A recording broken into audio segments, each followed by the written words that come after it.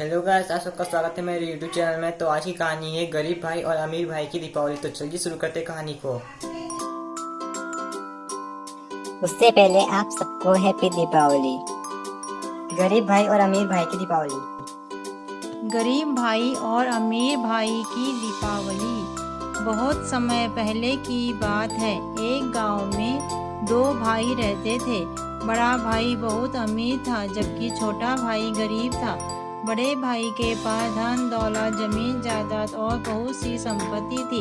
वहीं छोटा भाई मेहनत करके अपने परिवार का पेट पालता था और दिन रात की मेहनत के बाद भी मुश्किल से ही उसका गुजारा होता था।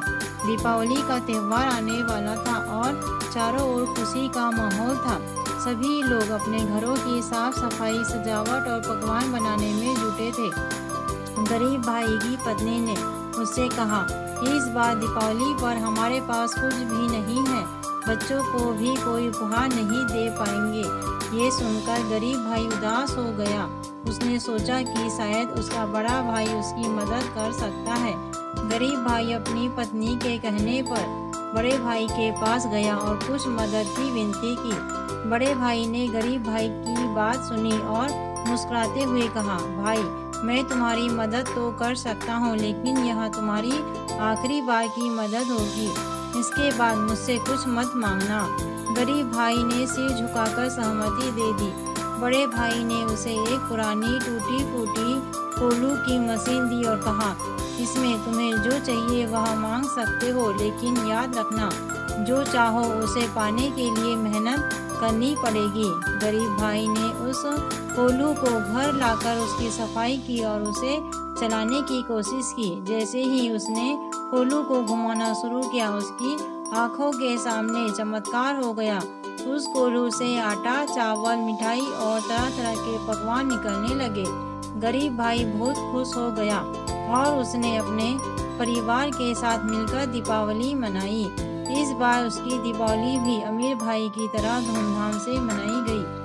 गांव के लोग भी आश्चर्यचकित थे कि इस बार गरीब भाई के घर इतना सुंदर सजावट और स्वादिष्ट भोजन कैसे हुआ। सभी ने गरीब भाई से उसकी कहानी सुनी और उसे बधाई दी।